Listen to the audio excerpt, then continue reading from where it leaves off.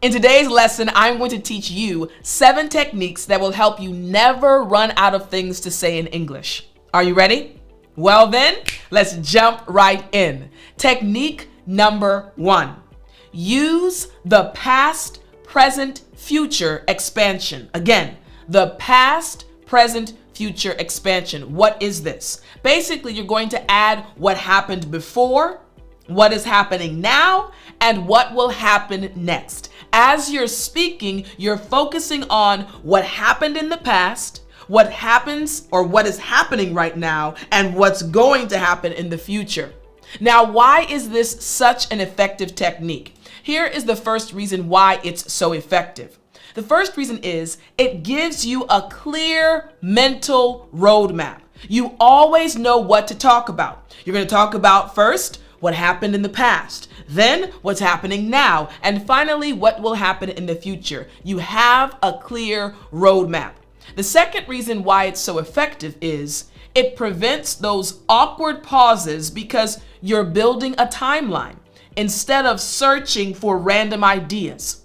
So the person listening to you is also going to be able to follow along. And the third reason is it naturally creates longer responses without feeling forced or repetitive. This is a very powerful technique for you as an English learner. So let's check out some examples using this technique. Example number 1. I started this project last week. Right now I'm finishing the main part, and next week I plan to present it.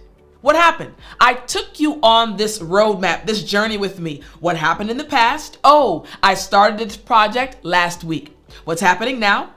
Right now I'm finishing the main part. And what's going to happen in the future? Next week I plan to present it. Again, simply following the technique, past, present, future. Here's example number 2.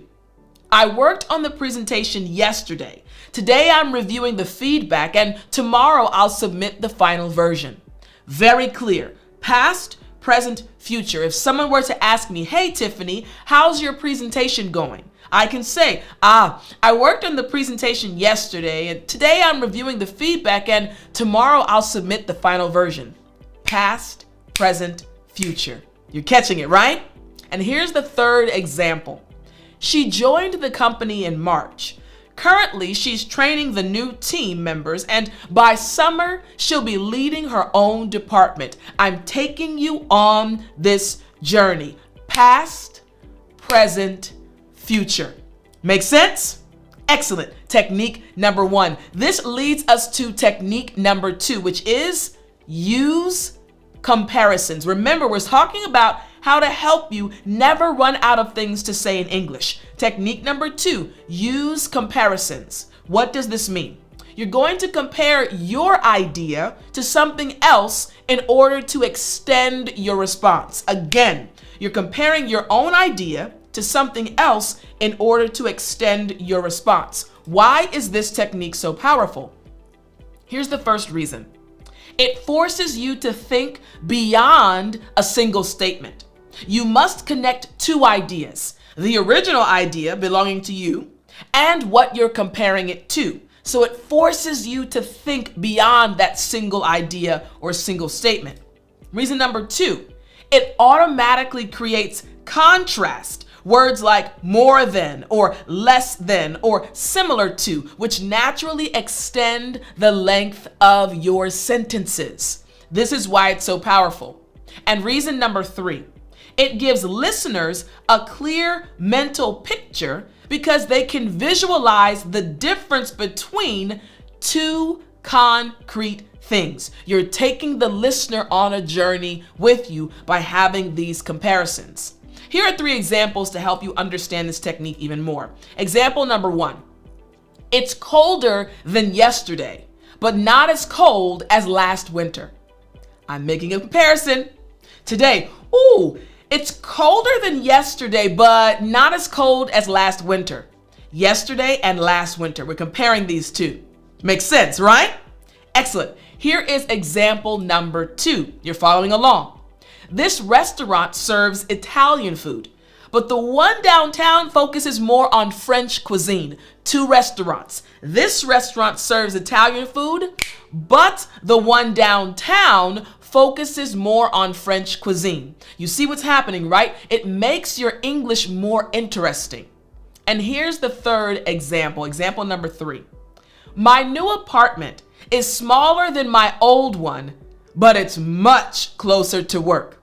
I'm comparing my current apartment with my previous apartment. My new apartment is smaller than my old one, but it's much closer to work. Again, technique number 2, use comparisons. You're catching it, right? Excellent. All right, here's technique number 3. Give 2 to 3 examples. Again, give 2 to 3 examples. You see, examples help you expand your thoughts naturally.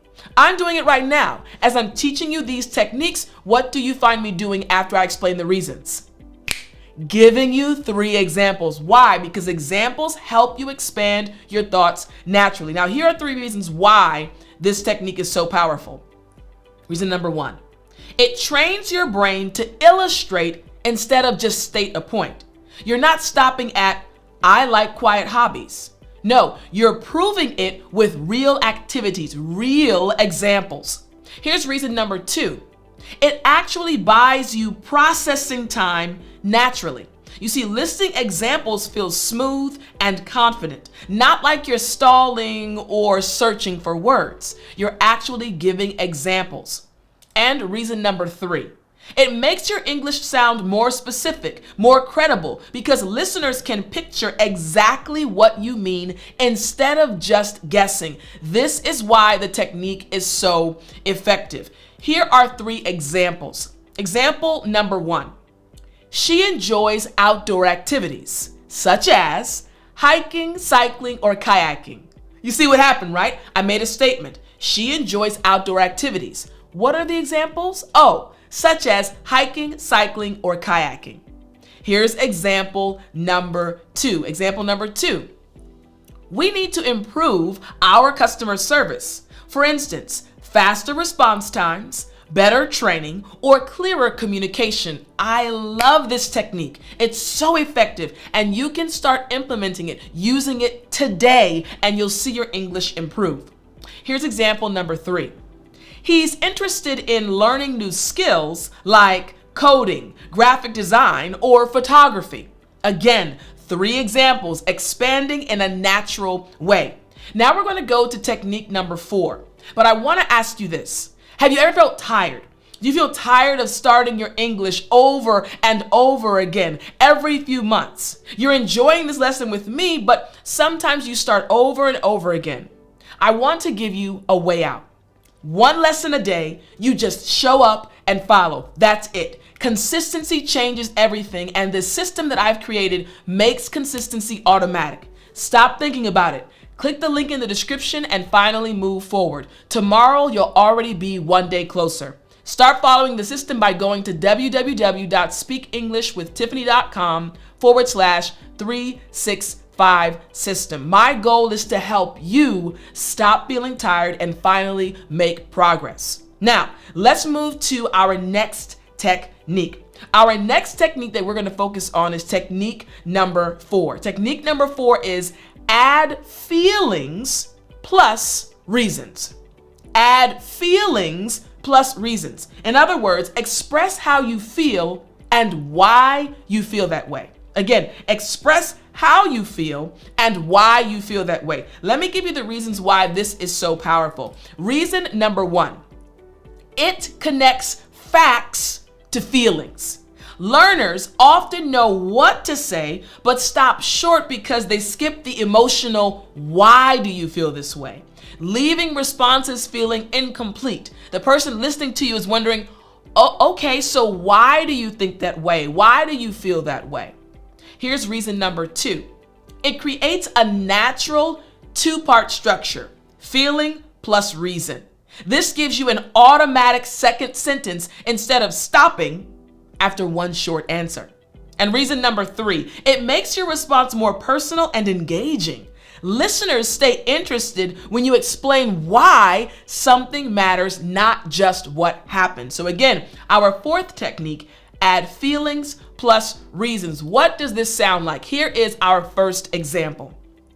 I'm excited about the new project because it allows me to learn new skills and work with a great team. What's the feeling? Woo, I'm excited. What are the reasons? It allows me to learn new skills and work with a great team. Example number 2. She feels nervous about the presentation because it's her first time speaking in front of such a large audience. Feeling nervous. Reason, it's her first time speaking in front of such a large audience. And example number 3. They're disappointed with the results because they worked really hard but didn't achieve their goal. Feeling disappointed. Reason, they worked really hard but didn't achieve their goal. Technique number 4, add feelings plus reasons. This leads us to technique number 5. Use the because, but, so method. Again, because, but, so method. What is this? You're going to expand your idea by adding a reason, which is because, a contrast, which is but, and a result. So, again, a reason, contrast, and result. So why is this such a powerful technique? Here is the first reason why this is so powerful.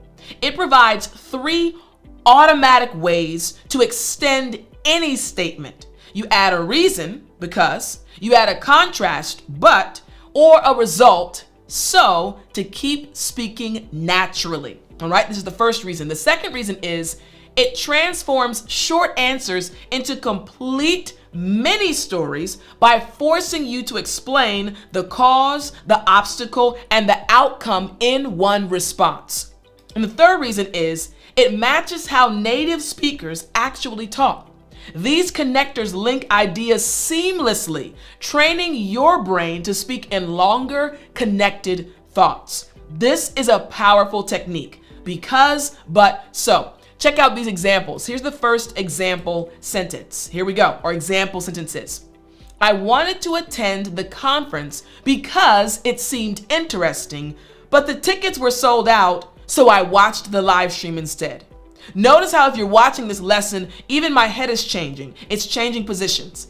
I wanted to attend the conference because it seemed interesting, but the tickets were sold out, so I watched the live stream instead.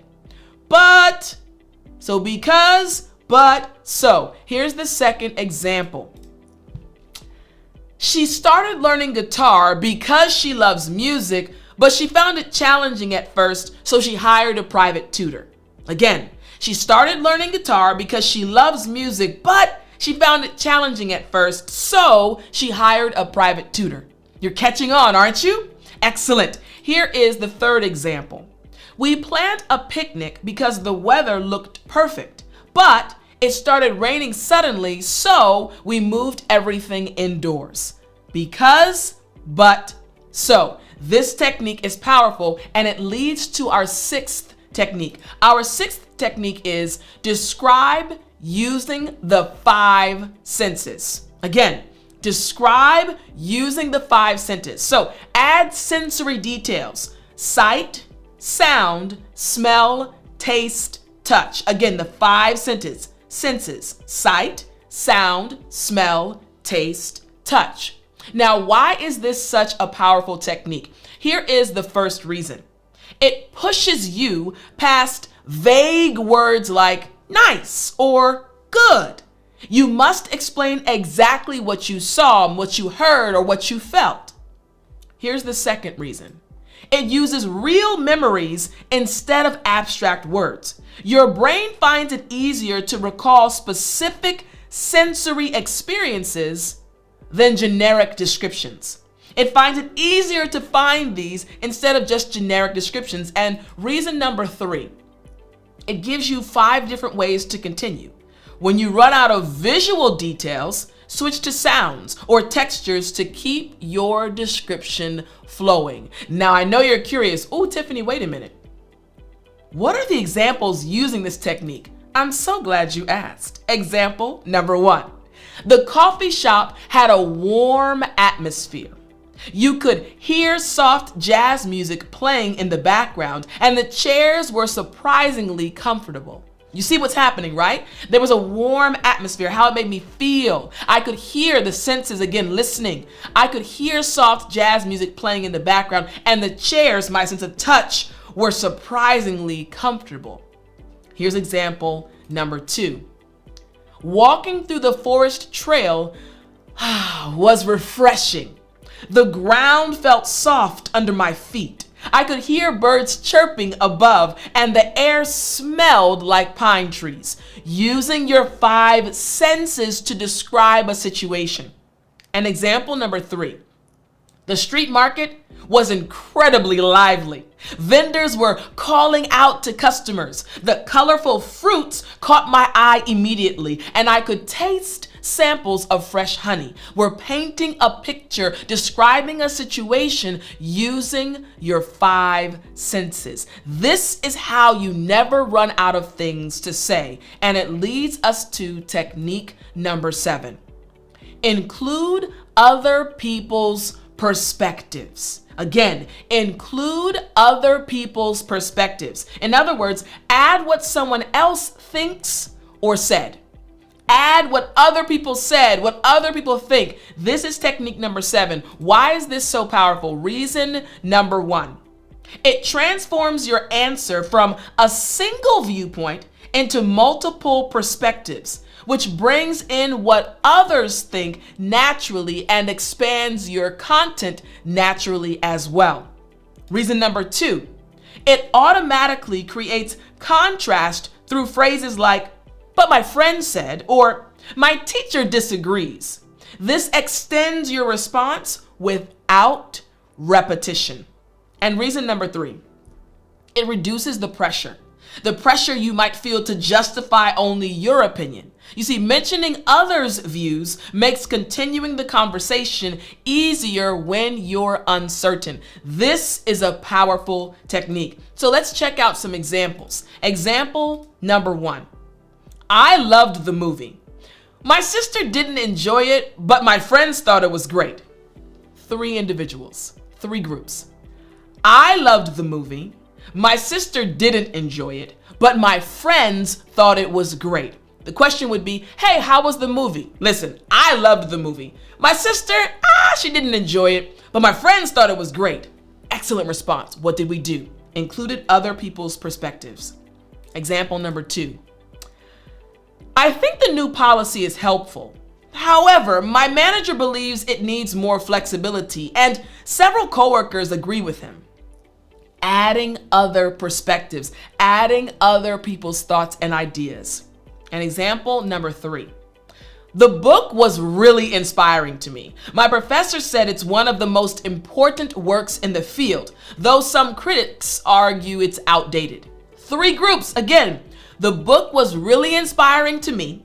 My professor said it's one of the most important works in the field, though some critics argue it's outdated. What happened? We included other people's perspectives.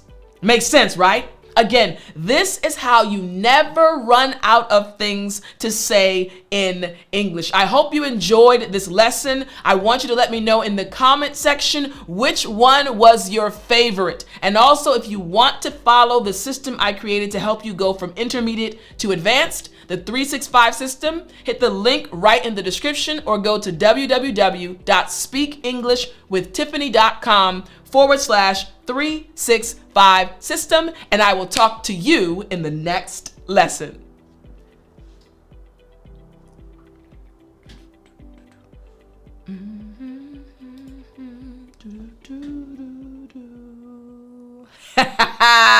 You still there? You know what time it is. It's story time. Hey, hey, hey. I said it's story time.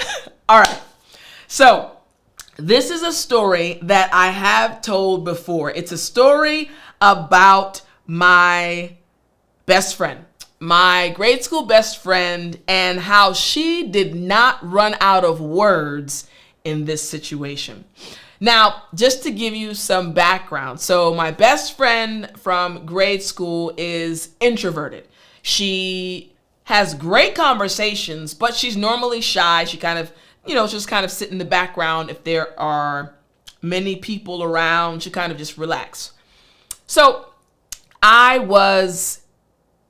she and I both attended another friend's event. I'm trying to tell the story carefully, just in case people see or watch this video. So we attended this event for a friend of ours, and we went to the event. The event was great. And after the event was over, they had food for us. So my best friend and I, we sat at the table and we were waiting for the food to come. And all of a sudden, so she and I were speaking, all of a sudden, my ex-boyfriend sat in front of me.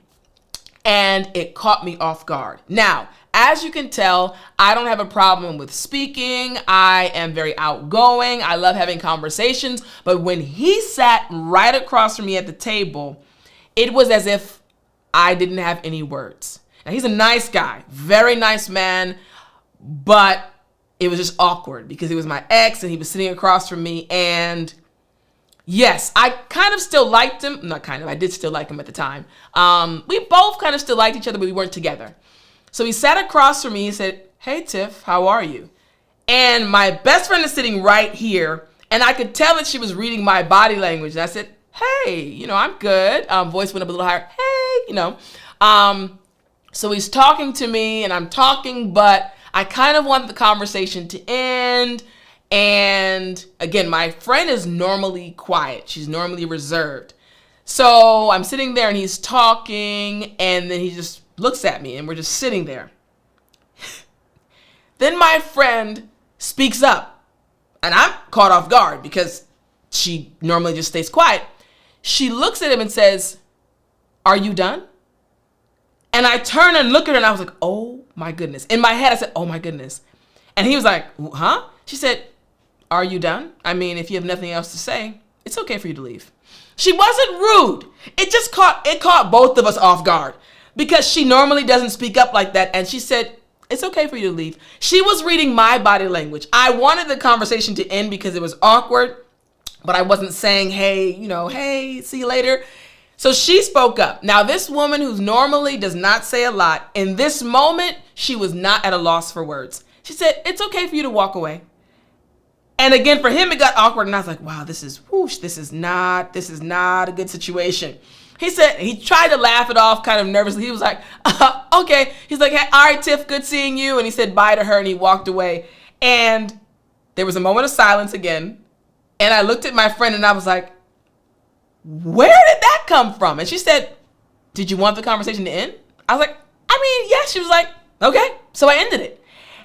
We laugh about this now because, again, I never expected her to do that because she's an introvert. She's so reserved. But in that moment, she read my body language and she spoke up. So this is encouragement for you. If you are normally a nervous person, if you are normally shy, there's going to come a point when that shyness will go away. That nervousness will go out the window. I'm glad it happened for me when my friend was there and we laugh about the situation now. Again, the guy is a good guy. We've since talked and everything, but I will never forget that moment when my friend said, "It's okay for you to walk away." I hope you enjoyed this story and I hope you enjoyed this lesson. I'll talk to you next time.